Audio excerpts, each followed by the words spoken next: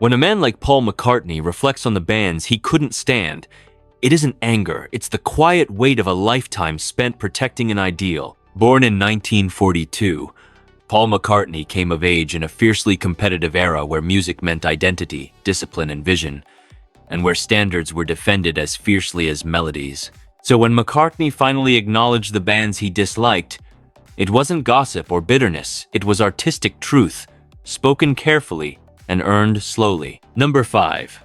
The Rolling Stones. Among the rivalries that defined British rock, none loomed larger than the quiet, persistent tension between the Beatles and the Rolling Stones. To the public, it often looked like playful competition, two bands trading chart positions, hairstyles, and headlines. But for Paul McCartney, the divide ran deeper than press narratives. It was rooted in philosophy. From the beginning, McCartney viewed music as a space for exploration, melody, and emotional range. The Beatles were not content to stay in one lane.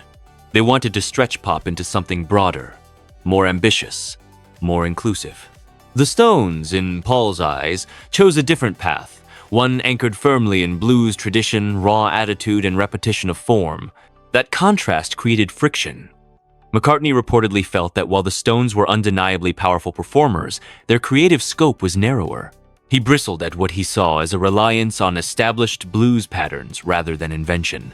To Paul, originality wasn't optional, it was a responsibility. When the Stones were celebrated as the darker, grittier counterpoint to the Beatles, McCartney quietly resisted the implication that grit alone equaled depth. His discomfort wasn't personal, it was ideological.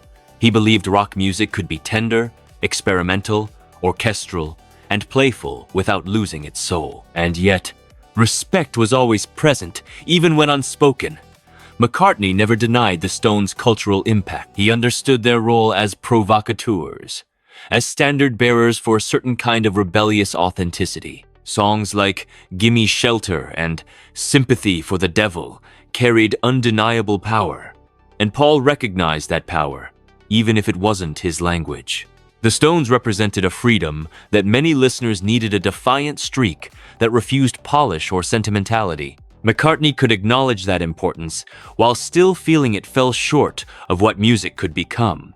What this rivalry ultimately reveals is not contempt, but pride. McCartney's tension with the Rolling Stones exposes how fiercely he guarded the Beatles' legacy, not as a brand, but as an idea. To him, music was a living thing, meant to grow and surprise. Anything that felt static, even if wildly successful, unsettled him. The Stones' success challenged his belief that evolution mattered more than attitude, and that challenge lingered long after the charts moved on. If you remember living through that era, you likely felt the divide yourself. You were either pulled toward melody and imagination, or toward swagger and raw force. For Paul McCartney, that divide wasn't about winning, it was about defending the direction he believed music had to take. Number 4. The Sex Pistols. If the Rolling Stones represented a philosophical disagreement, the Sex Pistols struck a far more personal nerve for Paul McCartney. By the mid-1970s, McCartney had already survived the collapse of the Beatles, rebuilt himself with Wings, and endured years of public reassessment. He had fought to preserve the idea that craft, melody, and musical discipline still mattered. Punk rock arrived like a blunt instrument against everything he had spent his life building, and no band embodied that rupture more aggressively than the Sex Pistols. The tension was immediate and visceral. To McCartney, the Pistols' deliberate rejection of musical proficiency felt less like rebellion and more like vandalism. He had grown up believing that songs were earned through practice, struggle, and patience. The Pistols' chaos, their sneering dismissal of skill, challenged that belief head-on. What unsettled Paul wasn't youth, rebellion itself. Rock had always thrived on that, but the idea that effort was something to be mocked rather than mastered. Yet even here, respect existed beneath the irritation. McCartney understood why punk resonated. Britain was exhausted, angry, and disillusioned. The Pistols gave voice to that frustration in a way polished rock no longer could. Paul could see the cultural necessity of their anger, even if he recoiled from its execution. Where he struggled was with their contempt for the past, especially their casual dismissal of the very musicians who had made the rebellion possible. This conflict reveals McCartney's deepest insecurity: irrelevance. Punk didn't just criticize rock traditions, it declared them obsolete. For an artist whose life had been defined by constant reinvention, the suggestion that his era no longer mattered cut deeply. His resistance wasn't fear of competition, it was grief. Punk represented a world that no longer needed the values he held sacred. And for someone who believed music should connect generations rather than erase them, that was hard to accept. Number 3. Oasis. Oasis arrived decades later, but their effect on McCartney stirred an entirely different tension, one rooted in legacy rather than revolution.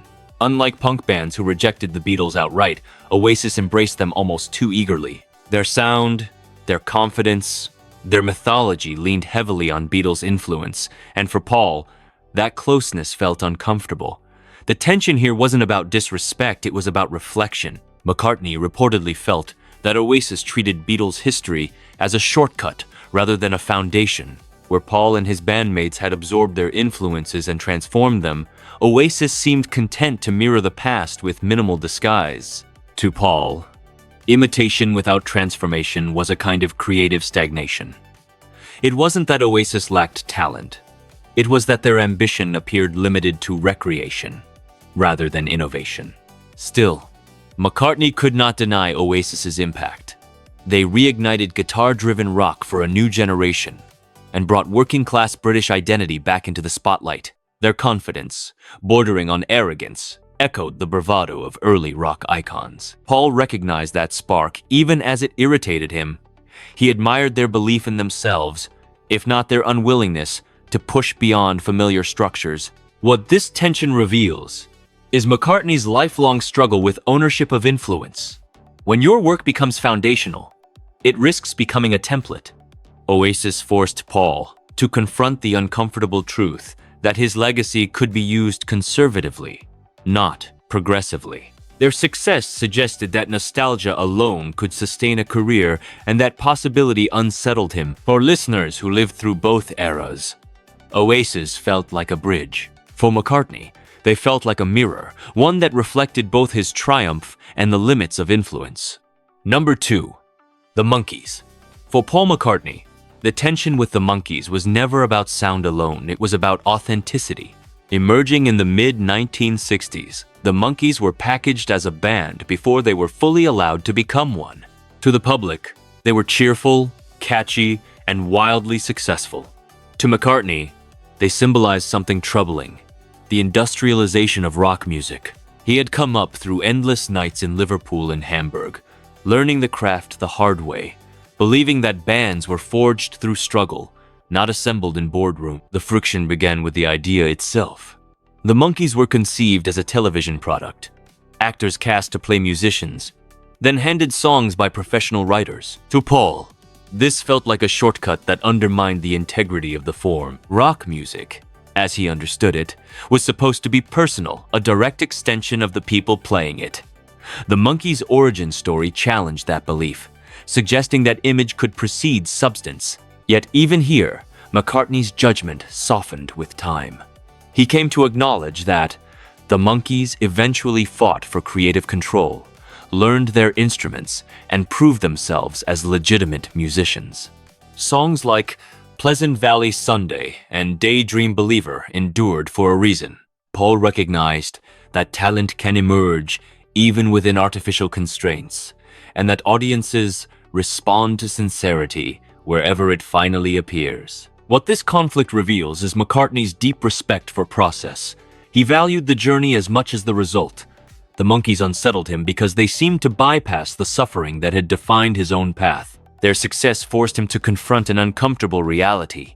The industry was changing, and authenticity was no longer guaranteed by struggle alone. For someone who believed music was earned, that shift was hard to accept. If you remember watching the Monkees on television back then, you probably felt the tension yourself between joy and skepticism, between fun and fabrication. For McCartney, that tension lingered long after the hits faded, shaping his quiet resistance to what rock music was becoming. Number 1. The Beach Boys. Of all the rivalries in Paul McCartney's life, none cut as deeply as his complex relationship with the Beach Boys, particularly with Brian Wilson. This was not a rivalry of opposition, but of proximity. Where other bands challenged Paul from the outside, Brian Wilson challenged him from within. Their visions overlapped, their ambitions mirrored one another, and that closeness made the tension unavoidable. The conflict ignited when McCartney encountered Pet Sounds. He recognized immediately that something extraordinary had been achieved. The album didn't just impress him, it unsettled him. Its emotional honesty, layered harmonies, and studio experimentation struck dangerously close to the territory Paul believed the Beatles were claiming as their own. Instead of dismissing it, he absorbed it, studied it, and felt compelled to respond. The result was creative escalation, pushing both artists to greater heights. Respect, in this case, was undeniable. McCartney has often called God Only Knows one of the greatest songs ever written. He understood Brian Wilson as a genuine innovator, someone who shared his belief that pop music could be profound. But admiration does not erase competition. As Brian struggled under the weight of expectation and mental health challenges, Paul's frustration reportedly grew not from cruelty, but from incomprehension. To McCartney, perseverance was sacred. The idea of unfinished work felt like surrender. This rivalry reveals McCartney's most human flaw: intolerance for vulnerability. His drive, discipline, and optimism had carried him through unimaginable loss. Seeing a peer falter where he had pushed forward created tension that admiration alone could not dissolve. It forced Paul to confront the limits of his own philosophy that not every genius survives pressure the same way. For those who lived through that era, this rivalry wasn't visible on charts or headlines. It played out in albums, in studio innovation, in the race to define what pop music could become. In the end, the Beach Boys didn't just challenge McCartney, they helped shape him.